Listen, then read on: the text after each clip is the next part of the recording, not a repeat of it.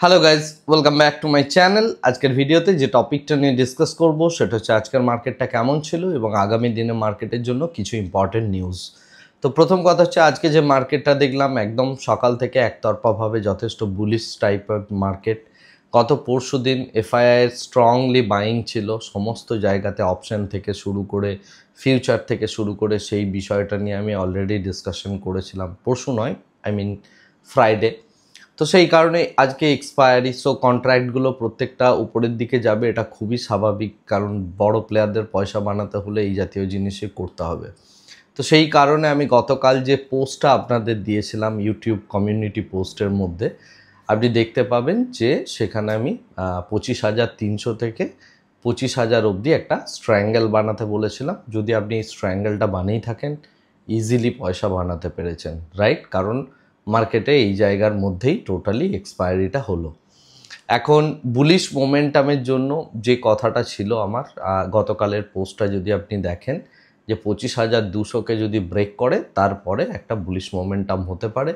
তো 25,200 থেকে প্রথমের দিকে একটা রিজেকশন, পরে সেটাকে কাট করে উপরে গিয়ে রিটেস্ট করে 3টের সময়ে আমরা একটা বৃদ্ধি দেখতে পেলাম, যেখানে যেটা হয় হিরো টু জিরো কল, সেই টাইপের একটা ইভেন্ট আমরা দেখতে পেলাম।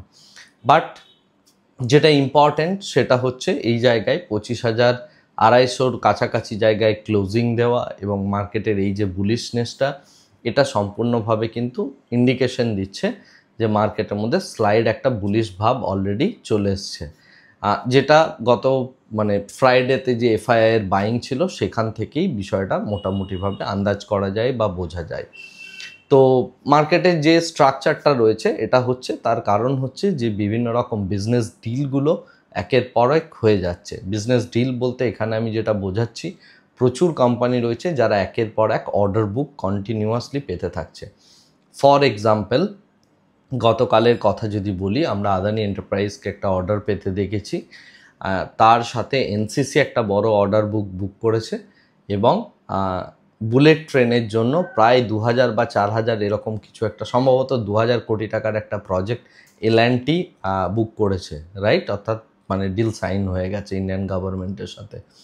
তো এগুলো একটার পর একটা কোম্পানিতে আসতে থাকছে এবং সেই কারণে আপনি দেখবেন এই সমস্ত কোম্পানিগুলোর মধ্যে একটা স্লাইড বুলিশ ভাব আমরা দেখতে পাচ্ছি, যেহেতু কনস্ট্যান্টলি অর্ডার বুকগুলো তাদের ফিল আপ হচ্ছে, নাম্বার ওয়ান।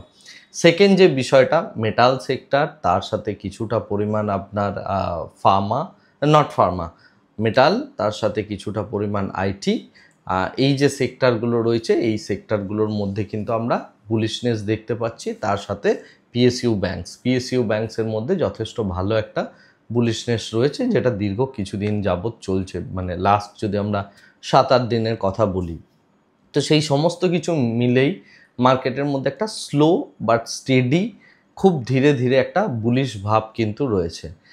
যে হু করে প্রচুর পরিমাণে বাড়ছে সেই ব্যাপারটা নয়, কনস্ট্যান্টলি ভোলাটিলিটি এবং যত মার্কেট পার্টিসিপেন্টরা রয়েছে, বড় প্লেয়াররা, তারা ধীরে ধীরে একটা বাইং করছে বিভিন্ন স্টকের মধ্যে। এবং এক্ষেত্রে আপনি দেখতে পাবেন মিড ক্যাপ এবং স্মল ক্যাপ সেগমেন্টের প্রচুর স্টক রয়েছে যেগুলো যথেষ্ট ভালো মুভমেন্ট দিচ্ছে, রাইট? আজকের ডেটে দেখতে গেলে গডফ্রে ফিলিপের মধ্যে ইনিশিয়ালি একটা বড় মুভমেন্ট এসেছিল। তাছাড়াও আমরা আরও যে সমস্ত স্টকগুলো রয়েছে প্রত্যেকটার মধ্যেই ভালো রকম মুভমেন্ট দেখতে পাচ্ছি, রাইট? এনিওয়ে, তো এই যে মোমেন্টাম হচ্ছে বা এই যে জিনিসগুলো হচ্ছে, এর প্যারালালি একটা জিনিস সত্যি, যে গোল্ড প্রাইসও কিন্তু একদম অল টাইম হাই গিয়ে দাঁড়িয়ে রয়েছে। এর কারণটা যদি বলা হয় সেটা হচ্ছে কিন্তু ইউএসের ফেডের যে ডিসকাশনটা আছে, অর্থাৎ আজকে এবং আগামীকাল, তো এই দুদিনে যে ফেডের রেট কাট রিলেটেড যে ডিসকাশনটা করবে, সেই কারণে গোল্ডের মধ্যে প্রচুর পরিমাণে হেজ বাই হয়েছে এবং যে কারণে আপনি দেখতে পাবেন গোল্ড প্রাইস আজকের ডেটে এই মিটিংটার আগে মোটামুটিভাবে অল টাইম হাইতে গিয়ে দাঁড়িয়ে রয়েছে, যেহেতু গ্লোবাল যে সমস্ত বড় প্লেয়াররা আছে তারা এই টাইপের আনসার্টেনটিকে হেজ করার জন্য গোল্ডকে একটা পদ্ধতি বা পথ হিসাবে নিয়ে নেয়। তো এটা হচ্ছে মার্কেটের সিনারিও। এছাড়া ইউএস ইন্ডিয়া ট্রেড নেগোসিয়েশন শুরু হয়েছে, মিডিয়াতে একটা স্টেটমেন্ট কন্টিনিউয়াসলি চলছে, জানি না বিষয়টা কতটা সত্য। সেটা হচ্ছে যে ইউএস ইন্ডিয়া যে ট্রেড রিলেশনশিপ বা ট্রেড ডিল, সেটা খুব পজিটিভভাবেই শুরু হয়েছে। এটা শুরুটা হয়তো পজিটিভ হয়েছে, কোন জায়গায় গিয়ে শেষ হবে সেটাই হচ্ছে দেখার। যদি এখান থেকে সত্যি সত্যি পজিটিভ আউটলুক আসে তাহলে এখান থেকে মার্কেটের জন্যও একটা ভালো পজিটিভ দিক আসতে চলেছে। এর মধ্যে জিওপলিটিক্যাল সিনারিও অনুযায়ী যে জিনিসটা দেখা যাচ্ছে যে রাশিয়া ইন্ডিয়াকে অয়েলের জন্য আরও বড় রকমের ডিসকাউন্ট দিচ্ছে। তার সাথে সাথে দেখতে গেলে মানে ইউরোপের কিছু কান্ট্রি রয়েছে, ফর এক্সাম্পল ইউক্রেন, তারা ইন্ডিয়ান যে ডিজেল সাপ্লাই করে সেটাকে মোটামুটিভাবে ব্যান করেছে, বাট ইউরোপের আদার যে সমস্ত কান্ট্রিরা রয়েছে তারা এই ডিজেলটাকে পারচেজ করছে, রাইট? তো এই টাইপের বিভিন্ন রকম ছোটোখাটো জিওপলিটিক্যাল ইভেন্টস বা মানে কি বলবো, একটার পর একটা ঘটনা কিন্তু ঘটে চলেছে, যেগুলো পরবর্তীকালে একটা বিজনেস ইম্প্যাক্ট পড়বে। এই বিজনেস ইম্প্যাক্টটা আপনি বুঝবেন কি করে? এই বিজনেস ইম্প্যাক্টটা আপনি বুঝতে পারবেন অক্টোবর 15 তারিখের পর থেকে, মানে টিসিএসের কোয়ার্টারলি রেজাল্ট আউট হয়ে যাওয়ার পর থেকে যত কোয়ার্টারলি রেজাল্টগুলো আউট হবে তার মধ্যে, রাইট?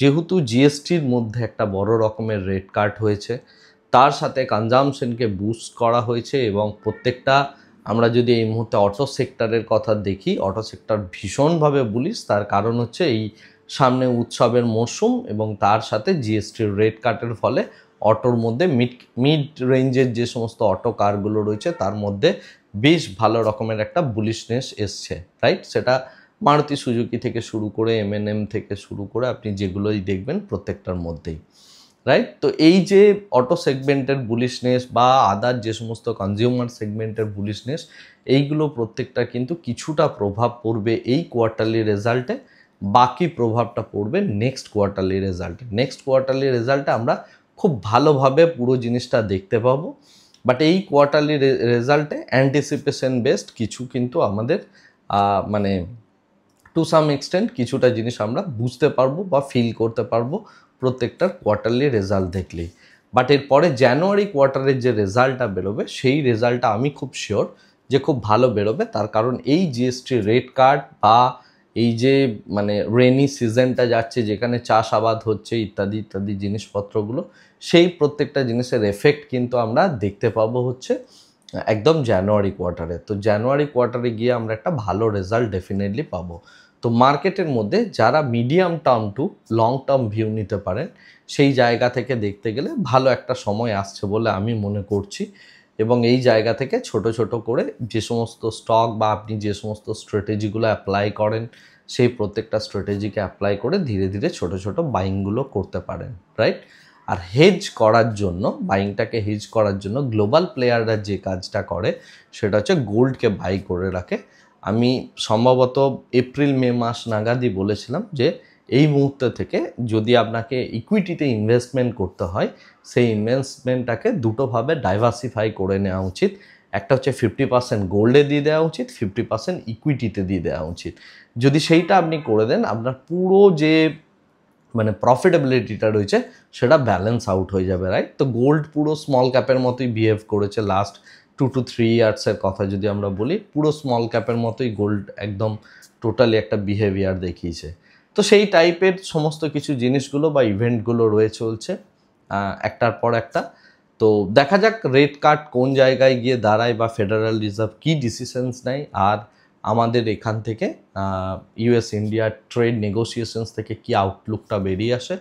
যদি দুটো জিনিস পজিটিভ হয়, মার্কেটের জন্য ভালো একটা বুলিশ টাইম আসবে বলে আমি অ্যাটলিস্ট মনে করছি। কিন্তু এই দুটোর মধ্যে কোনো একটা যদি খারাপ হয় মার্কেটের জন্য, সেক্ষেত্রে আমরা একটা খারাপ ইম্প্যাক্ট মার্কেটের মধ্যে দেখতে পাবো। এনিওয়ে, দেখা যাক আলটিমেটলি মার্কেটে কোন সিনারিওটা প্লে আউট হয় বা কিভাবে পুরো জিনিসটা হয়, সেটা একটু দেখার আছে। বাট অনেক স্টকের মধ্যে আমি দেখতে পাচ্ছি এফএনও প্রচুর স্টক রয়েছে যেগুলো বিগত কিছুদিন যাবৎ ভালো বুলিশনেস দেখিয়েছে এবং আগামী দিনেও তাদের মধ্যে ভালো রকম এফএনওতে পজিশন বিল্ড আপ হয়ে রয়েছে, যে কারণে আমি সেইগুলোর মধ্যে বুলিশনেস দেখতে পাবো, রাইট? আজকের ভিডিওটাকে আর এর থেকে বেশি দীর্ঘায়িত করছি না। আর আজকে রাত্রিবেলায় টোটাল ডেটার অ্যানালিসিস করে আমি আবার কমিউনিটিতে একটা পোস্ট দিয়ে দেবো আগামীকালের মার্কেটের জন্য আমি অ্যাটলিস্ট কী প্ল্যানিং করছি। সমস্তটা ডেটার অ্যানালিসিসের পর আমি টোটাল স্টোরিটা লিখে আপনাদেরকে পোস্ট করে দেব। ওকে, আজকের ভিডিওটা আপাতত এখানেই শেষ করছি। Thank you very much, bye bye, tata.